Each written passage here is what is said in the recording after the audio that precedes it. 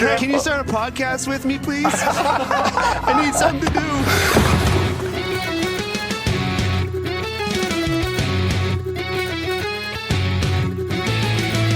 Pastrnak sent it out in front for Malkin to save. They score!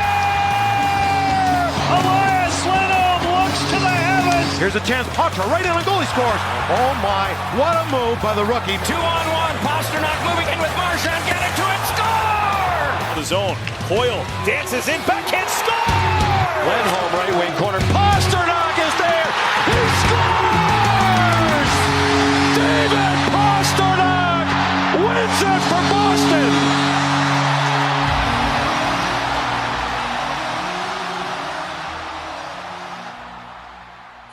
Welcome in, everyone, to another episode of Bruins Tape to Tape. I will be your host today. I am Maria from Watertown. We are recording today's episode on Monday, June 8th, after what has been a very steamy weekend here in my region. I want to welcome in my lovely co-host, Caroline with a K. How are you? I'm good. I'm enjoying this beautiful weather today. It is a bluebird day. It rained finally last night, so the air is not completely choking me when I go outside with all that pollen. The pollen is disgusting. And we're here talking hockey, so right. I'm happy. It's summer, and here we are. So as our listeners know, we have been doing some player profiles over the course of this summer. Today, we are going to focus on three members of the Boston Bruins, specifically Tanner Jeannot, Michael Eyssimont, and Henri Jokiharju. We are going to be providing you with our assessments of their contribution to the team, whether or not we see them as part of the solution moving forward for the Boston Bruins. But before we take our deep dive into that, there has been a little bit of news over the last week or so, and some of it pretty significant that I think we do want to touch upon. This news came out, I believe it was Sunday, might have been late Saturday. Former Bruins, Milan Lucic, announcing that he is retiring. And Milan was a significant contributor to the Bruins' 2011 Stanley Cup Championship. Mm-hmm. Things likely didn't pan out in a way that even Milan or the Boston Bruins fan base might have expected. Your thoughts on Milan? And we're getting closer and closer to being fully removed from that 2011 Boston Bruins team. Well, it's been a long time. Do the math. It's been a long time. And it's bittersweet because we've seen a lot of hockey since then. And as I know you're going to talk a little bit when we get to Stanley Cup discussion, it's probably going to be a little while still before we get to see that kind of run again. Well, yeah. And he was deemed to be a quote unquote power forward. Yes, that's also right? He away. was going to be targeted as someone who was going to be the younger, newer model of Cam Neely. Now, things didn't quite pan out that way for Milan. He was never fleet of foot, so to speak. There were many a times where it seemed like he was skating with cement in his skates, but there's no arguing that he was a significant factor in the Bruins winning a Stanley Cup in 2011, and also a significant factor in that historical comeback against the Toronto Maple Leafs, where the Bruins were down by, if I remember correctly, 3 goals with less than a handful of minutes left to go, and he got the ball rolling. It was him who just energized everyone on the team, everyone in the TD Garden. I believe it was Mother's Day game, if I'm not mistaken. So credit to him for his contributions to the Boston Bruins and for a decent career in the NHL. Yeah, it's a tough game, and he played for a very long time. And he played hard minutes. I will never forget one of the most iconic moments, too, for Milan was, I believe, it was either a Toronto Maple Leaf or a Montreal Canadian that he sent crashing into the glass at the rink, and the glass shattered. Yeah. Not only did he shatter the player, he shattered the glass as well. Yes, that is iconic. the next piece of news that came across our wires was the fact that Dylan Larkin is apparently asking for a trade out of Detroit. And I read a little bit about this over the weekend, and it seems that maybe Dylan Larkin, and his agent and Steve Yzerman may not be seeing eye to eye. And we know Steve Yzerman he's cutthroat. He is. We've had some interesting conversation with friend of the pod, Anna, who is our resident Columbus Blue Jackets / Red Wings expert in the Discord. We are not the only ones who immediately thought, oh, we could use a number one center. That would be really great. However, after a brief enjoyment of that fantasy world, we all remembered we have to be defensive first. That is the priority in this offseason, and so it's unlikely. I think we're doing Larkin a disservice because I think he does have some of that potential in him. Now, the issue for Dylan Larkin is this has been a progressive rebuild for the Detroit Red Wings for quite some time. This is the very concerns that I have with David Pastrnak and how long he's going to have an appetite to keep doing a rebuild when these guys want to win a Stanley Cup. And Larkin is the captain, is also logging a lot of minutes. There's also a lot of young guys. My bigger concern is he's getting paid a boatload of money by the Detroit Red Wings. And he's not a UFA until 2031, where he's going to be like 34 years old. And Yzerman is going to want a freaking haul. He is going to want a treasure chest in return for Dylan Larkin. Oh, for sure. His AAV isn't terrible. We've talked and seen rumors in the Discord about who's the guy from Dallas? Jason Robertson. Mm-hmm. He's going to be asking for $14 million. Larkin is only at 8.7 AAV, which is, in the grand scheme of things, not too bad. But like you said, Yzerman has the cards here. He knows that the price for a lot of teams and the value of what he offers as a player. And to quote, again, friend of the pod, Anna, I'm sorry to break your hearts, but I would be genuinely stunned if he was traded to the Bruins. It doesn't make sense from an organizational perspective. And she offered her professional opinion in that these are some of the places that she thinks he would go. And I think these are pretty good. These are good ideas. Certainly. Minnesota to go play with Quinn Hughes. And Minnesota is a playoff team that definitely is in need of a center. And they played together USA Hockey. Toronto, because that's his childhood team. Although we've seen what happens when that little boy in his Toronto Maple Leaf bedspread there.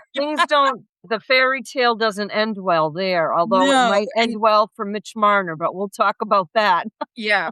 And then Carolina, because their style of hockey fits his perfectly, and they're obviously a contender. But the big question is, what of value are these teams? Because Steve Yzerman's going to want to get something of significant value in return. So if you look up and down, now I don't know, short of what our core is for the Boston Bruins, of value that the Red Wings might want. Are you potentially going to give up James Higgins for Dylan Larkin? No.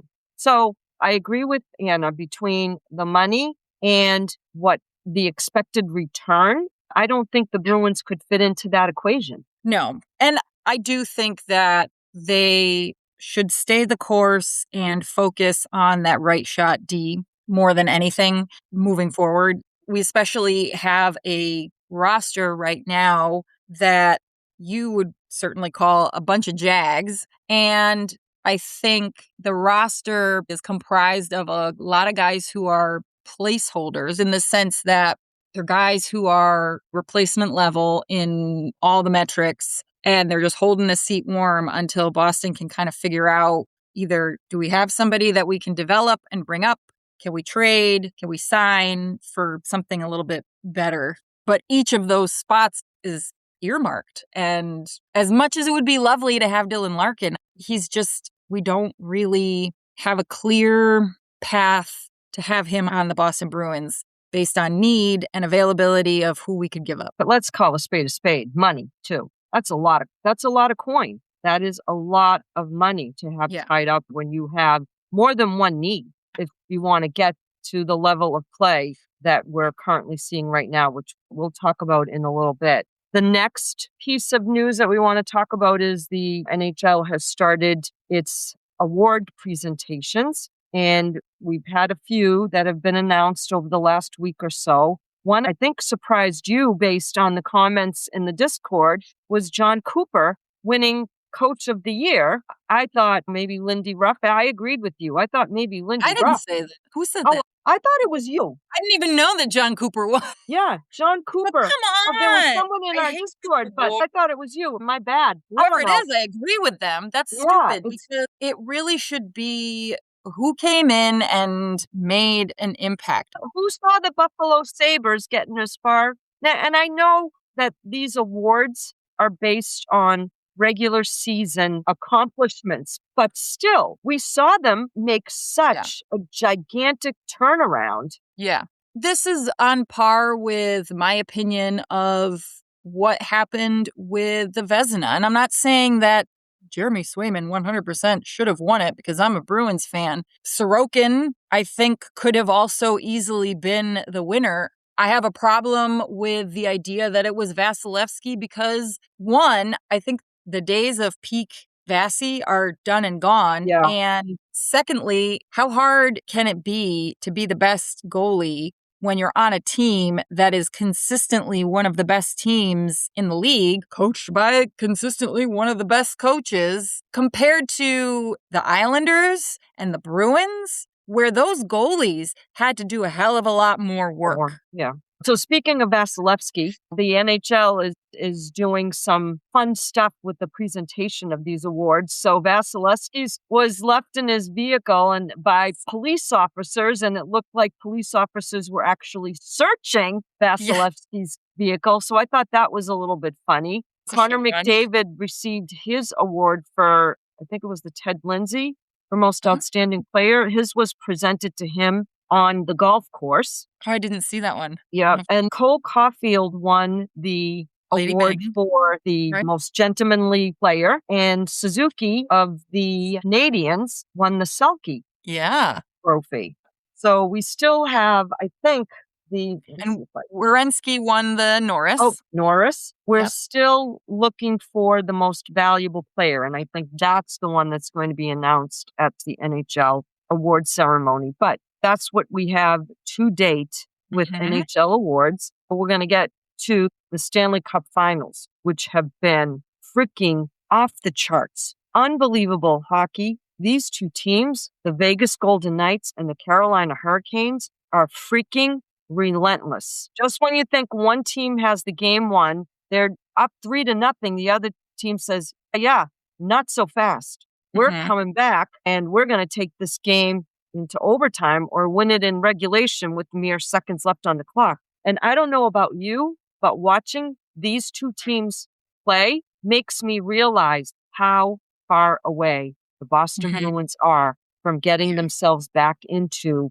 being a powerhouse team in the league that's going to contend. I don't know about you. That's just what my eyes are showing me. Yeah. I haven't watched much of the Cup Final because, again, the idea is abhorrent to me. But I have watched some clips. I have tuned in periodically because I am seeing the conversation in the Discord. I watched a little bit of the overtime from the last game that actually went to double overtime. And I knew it was going to go into double overtime because I'm watching that and I'm like, both teams, they were falling all over themselves. Whether it was because of the ice, because it's 100 degrees in but even just watching the Carolina Hurricanes path through the East and watching them play, I completely agree because it almost, you could say that it was no contest for the Carolina Hurricanes to make it to the Cup Final because they had literally one loss under their belt. To get there,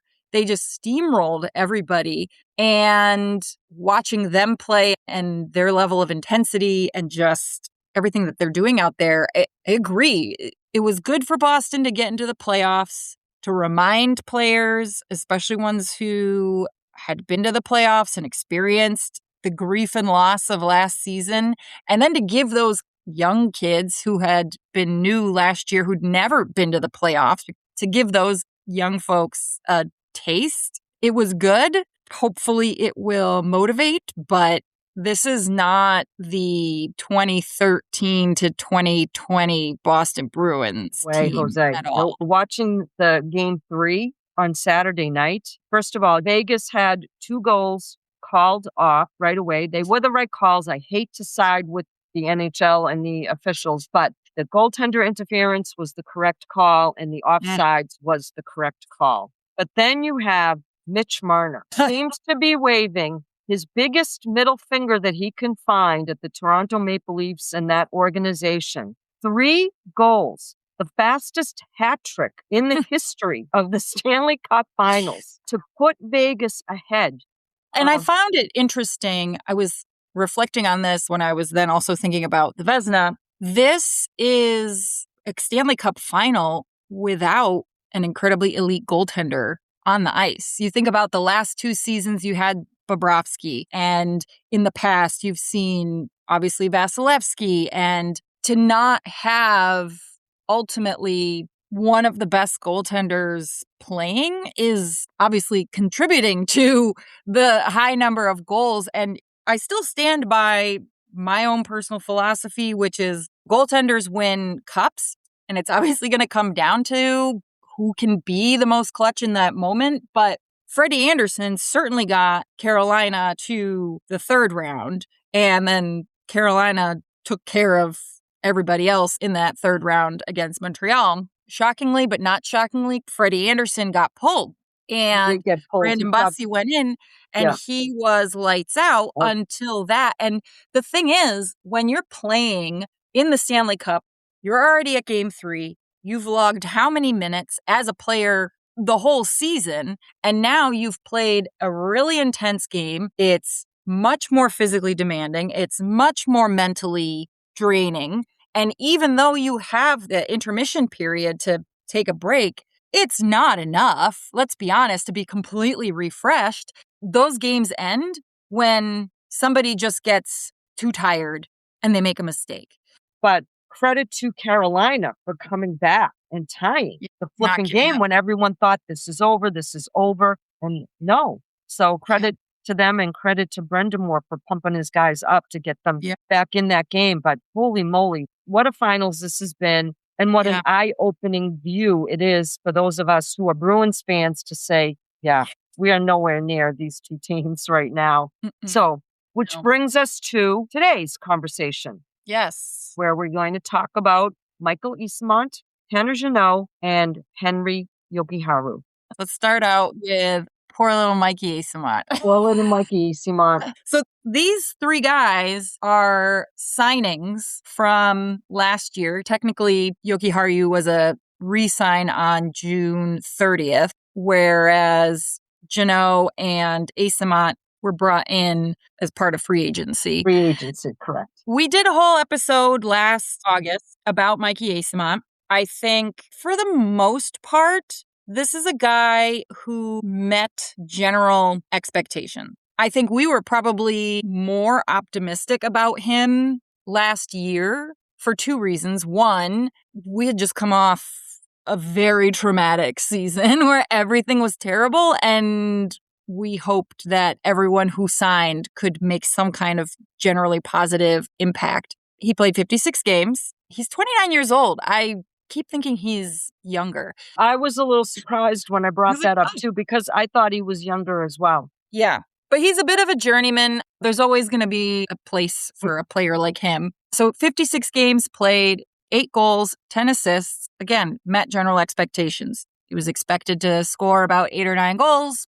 He signed a 2-year deal for a total of $2.9 million. That's 1.45 AAV. And he generally played 3rd line minutes, in and out, the extra man you bring in. But he did play the most frequently with the kid line, Marat Husnudinov and Fraser Mitten. And they seem to do fine together.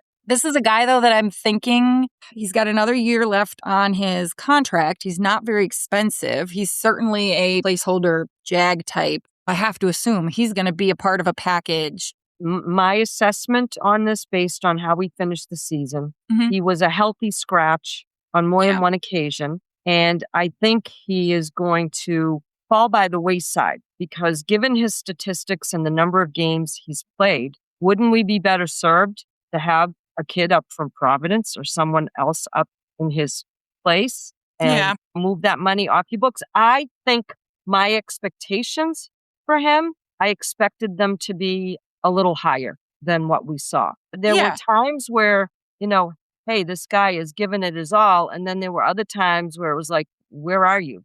Are you out here? Are you playing a shift? What are you doing? Yeah. I don't see him as part of the rebuild going forward. He's not, to me, that key a component No. of what you're trying to rebuild because we still don't know what that is yet. I don't Yeah. see him being a part of that. Compare him to Alex Steves, who played 43 games. Now, granted, he came in a little bit later.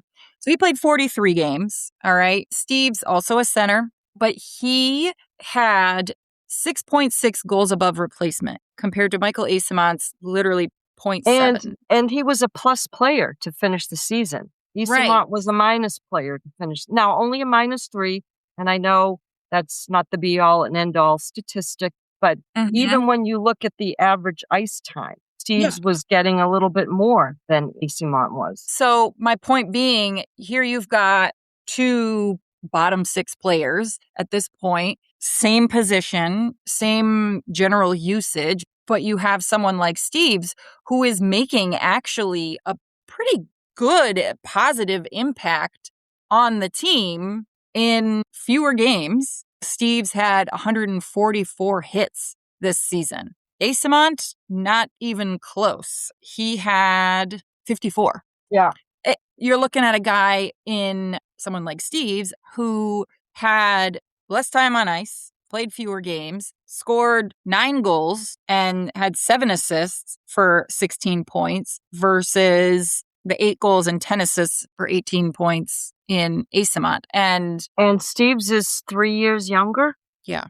We can't have this many repetitive players, right? We're right. We already have that. This is why when I say we seem to have an abundance of Jags, this is the exact conversation. Now, if that's what we're going to do, then why aren't the Bruins filling those spots with people that they have drafted? Now, that's a whole nother conversation that I think we're going to have at some point during one of our podcasts this summer, because I think it begs the question of what is going on with the drafting and development of young players within the Bruins organization. But in this instance, I'm thinking if I had to pick between Eyssimont and Steves, they serve the same role. Correct. I'm going to go with the guy who's a little bit younger, who has more of an impact over a replacement level player. And unfortunately, he may be a roster casualty. Yeah. So what's your letter grade for him? Oh, God. I'm a little bit harsh with the red pen here. I'll give him a C. My grade is a C+ because he was slightly on the better side of average. Slightly. No harm done. Great. Literally average in terms of every measure you could use. The number of Jags in the bottom continues to exist for the Boston Bruins. Yeah, placeholders, perhaps. And you know what? If the Bruins actually have a long-term plan and these guys are placeholders, he's the exact kind of placeholder that you would want. Does no harm, right?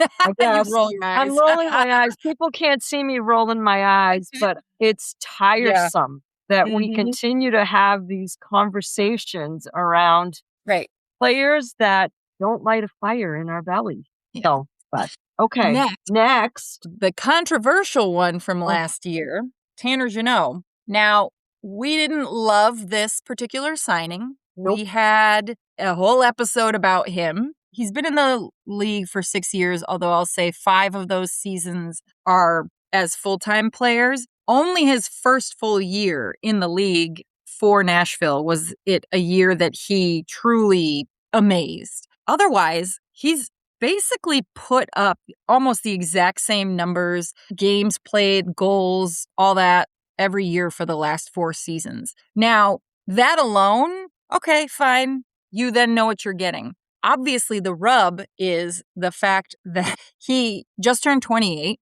and his contract value. We both lost our minds on it when it first happened. Yeah. The money, maybe it's a bit of an overpay. 3.4 AAV.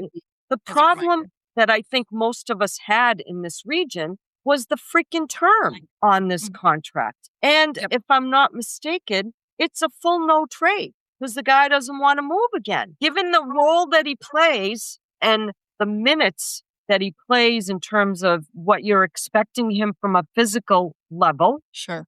Do we really think he's going to make it to the end of this contract and play the majority of seasons? He played 77 games this season, but I would think that, I don't know, I'm not sure that the value, I haven't seen the significance or the significant return yet on the investment that was made and has been made in this player. Yeah. That's fair. As a reminder to listeners, it's a 5-year contract for a total of $17 million, a 3.4 cap hit AAV. First 2 seasons, full no trade clause. So that's the first season. This coming season, full no trade, followed by 2 modified no trade clause, which is a 15-team list, and then a 7-team list in that second year. And then the final year, it's wide open.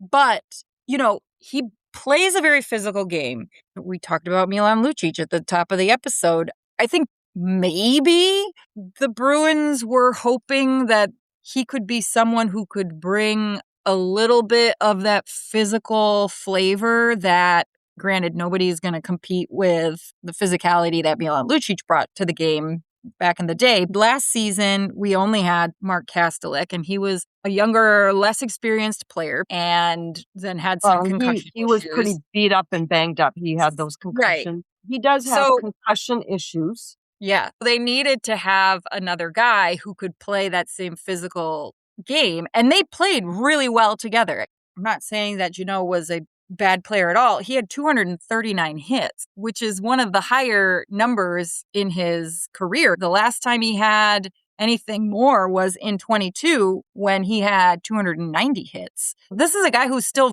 very physical. He played 77 games. He had 6 goals, 16 assists. This is not a guy who is going to be scoring the goals. I think we thought at the signing that we had that expectation that, you got to score goals if you're going to be on the second line. And I think at the time, knowing the name, the expectations, that's where we thought he was going to end up.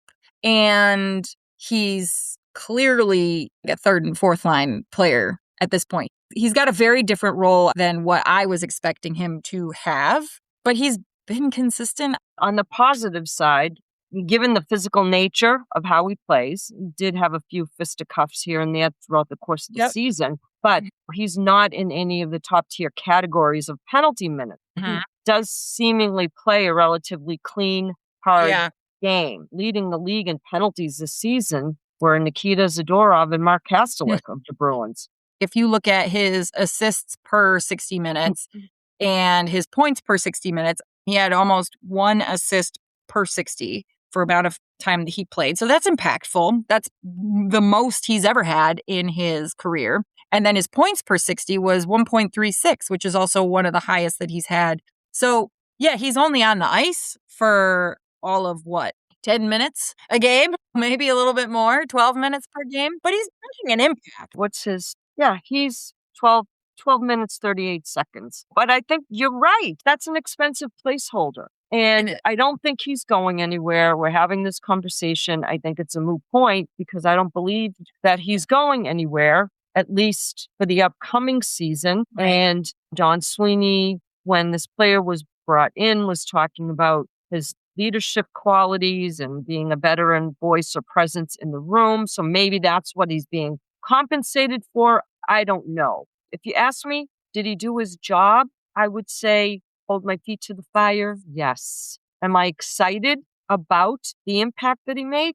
I'm like, meh. another meh as far as I'm concerned. When you think about him compared to a replacement player, he didn't do a great job in that regard. He was basically average in terms of his ability to make a significant impact, to lead to a win or points or goals. He's just, between him and Eyssimont, reflecting on last year's signings, very underwhelming in both directions. This coming season with him should be very telling because, remember, this whole year, the beginning especially, under new coaching, everybody was learning this new system, that it was different than what they've done and trying to find that chemistry. And he was on a line that had good chemistry and they did well together. And so I'm optimistic that they will continue to have good chemistry on that line. Namely, I'm talking about Kaslik and Jeannot. When they perform really well, man, do they do their job really well. In the Buffalo series, when we really needed to see some physicality, that line had an incredible game. They were doling out the hits exactly how you'd want to see them. And we just need to see that happen a little bit more consistently. No, they did have a great deal of ability, like try to change momentum, bring a little bit of energy due to their physical nature of play. So I don't know. I'm ambivalent either way. Seems like a nice guy. Yeah. Worked hard, shift after shift. Doesn't seem to be a guy that takes shifts off. You pretty much knew most of the time when he was out on the ice. Yeah. Okay. What kind of grade would you give him? C+. I was thinking B-. I had B- at the top of my head, but I think if there was a little bit more offensive numbers for him, I would have gone B- because I think his offensive contribution was a bit lacking. But yeah. All right, let's talk about the guy that's the most intriguing. He's the most confusing player to me in the entire NHL. This is a man that I do not understand at all. Henri Jokiharju. As a refresher, technically he came to the Bruins at the trade deadline just begging to get out of Buffalo. They didn't even trade him for anything, really, like at all. Desperate to get out. And I wonder how he feels about that now.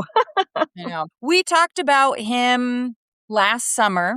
We weren't sure if he was going to be re-signed. And I wasn't really sure that he was going to be because he was seemingly expensive at the time. But they did sign him literally the day before the deadline on the 30th. And they signed him for 3 years with a value of $9 million. So that's a $3 million AAV cap hit. And it was a slight pay decrease because he had come from Buffalo where he had a 1-year contract of a 3.1.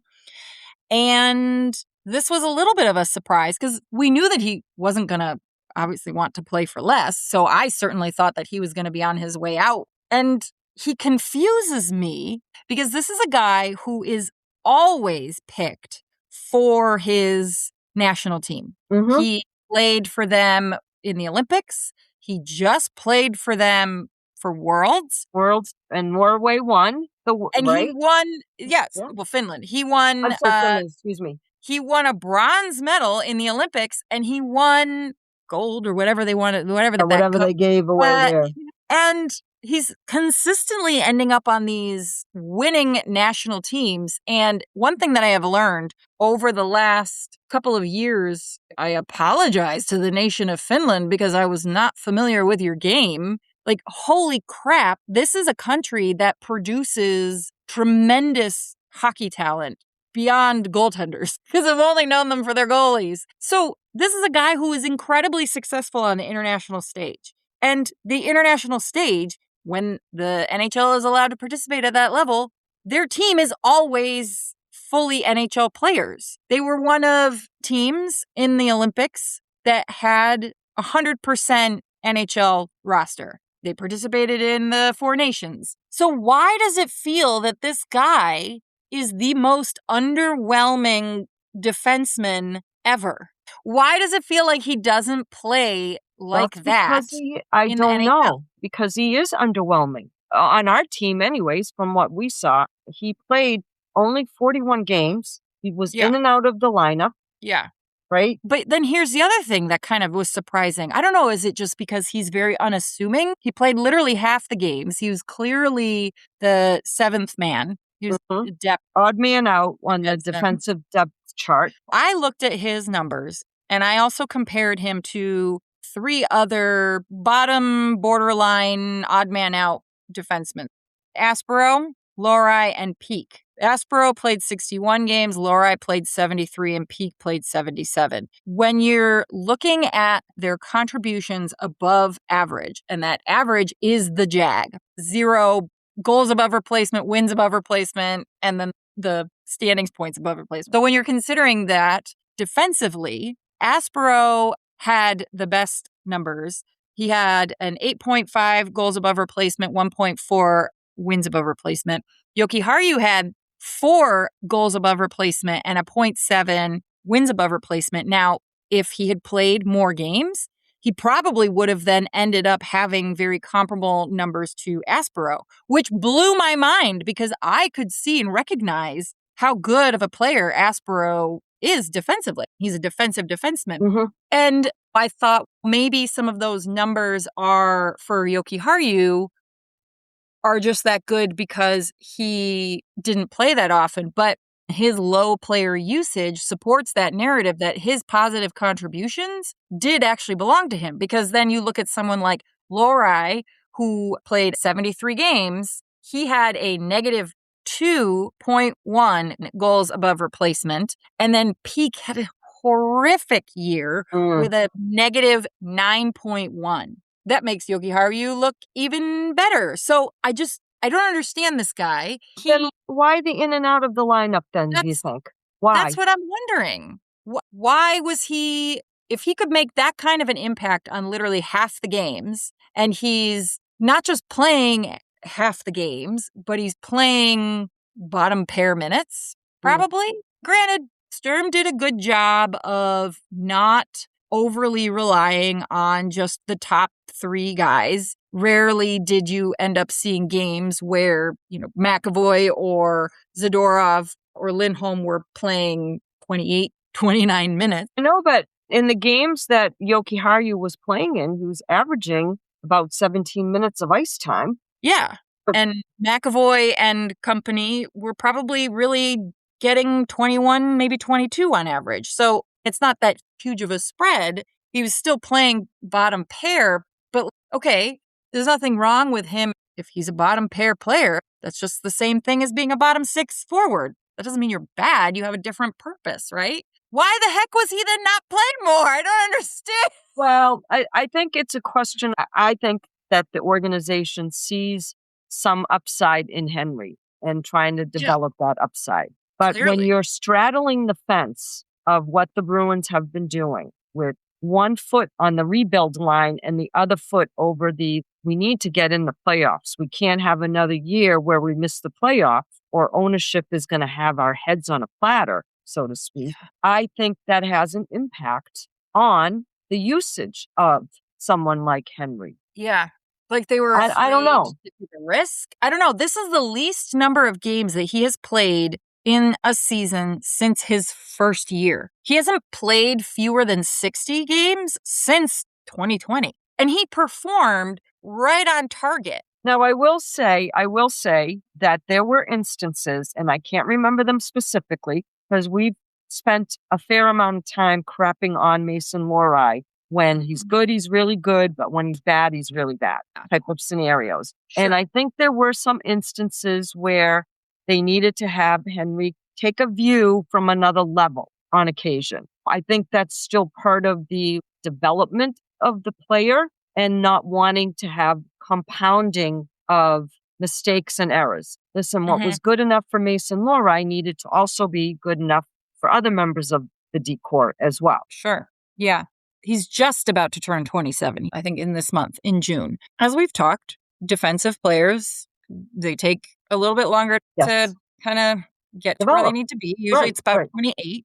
Clearly, the Bruins see something here because you wouldn't sign him. Do we trust what they see, though? Do we trust what they see? I don't know. I feel like the last couple of contracts that Sweeney has signed off on, and this is a guy who generally does a good job with his trades and his signings. This is why he confuses me, Maria. I don't understand. You're not alone. I don't think you're alone, because I think this specific player, Henri, is an enigma to a lot of people in the area in terms of what's the threshold for this player. Mhm. And I'm not sure that they have figured that out yet. But the other question is, how much time do we give to figure it out?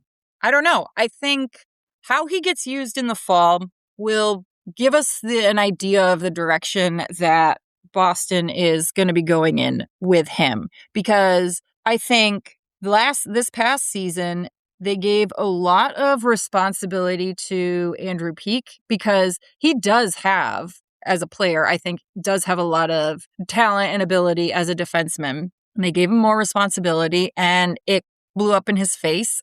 I wouldn't completely blame all of that on him. I know, but we talked about that at the last pod. I'm okay with saying thanks, but Right. thanks for the memories, Andrew, but time for you to go make memories someplace else. And that's a player who I think they saw something there and then gave him that opportunity, and then that happened. So will we see something like that happen with Jokiharju this fall? Are we going to see him all of a sudden then be given a longer leash, more time, especially if we don't know what the defensive situation is going to be? There's going to be certainly some kind of notable changes happening on the back end. And being an older defenseman, slightly more veteran, is he going to then take that position that Andrew Peeke had? Are we going to see more of him and see how he handles the increased workload if he gets that? Otherwise, what are they doing? What is this team doing with this guy? I don't know. I wish I could tell you. And I think the defensive structure wasn't as solid. It was not as solid as we had been led to believe that it was going to be. We saw snippets of it the course of the season, but it wasn't consistent enough. And I think you need to identify how you're going to tighten that up, and do you have the right guys that are going to help you there? I don't know if Henri is one of those guys, or if he has the potential to be one of those guys. Well, this is going to require Don Sweeney and Cam to sign guys that fit the long-term defensive brand of the Boston Bruins and not the defensive brand of right now, because that's what they'd been doing for the last couple of seasons. Does he fit with what we've got right now, or does he fit with whatever our broader plan is, the defensive identity of the organization? Because that's the only way that you're eventually going to get to where you need to go, because you can't assume that you're going to have the same coach in 5 seasons, but you're probably going to have a lot of the same players, especially after having cleared house of a lot of the old guys. You are committing to a new, younger group, and it would be absolutely insane to then clear house again after only 3 seasons. Who's Mr. Right, not Mr. Right now? That's $1 million question, and one that I don't think the answers are going to come in this offseason either, my friend. No, I agree. So, but grade? I feel like I'm being really harsh with my grades here, simply because nothing is like standing out saying, oh, I can't wait to see what this player brings to the table next season or the season after that. I'm going to go C+. Yeah, I'll go B. He made good contributions when he was on the ice. I want to see more. I don't understand why we didn't see more. Is that because there's something bad that we don't know about? Yeah, that's the interesting part of it, right? And the in and out of the lineup situation. It'll be interesting to see when it comes to the defensive groupings here. I still have high hopes for Jordan Harris. But yeah, there's going to be a lot of young blood coming in this fall. I'm confident of and competition should be good, and it should spark others who want to keep their jobs or have a more regular recurring role with the Bruins in the upcoming season. With that being said, do you have any final thoughts on this trio? Nope. Because there's not much to think about. Our lack of enthusiasm, folks, I think is probably palpable at this juncture, but it is what it is. Yeah. Yep. Thank you, as always, folks, for listening. Please make sure you like and subscribe for more content. Be sure to leave us a rating or a review to help other Bruins fans find us. You can support our podcast by joining our Patreon or following us on our socials, Tape to Tape MK at Substack.com. Any closing thoughts, my friend? Go Bees! Go Bruins!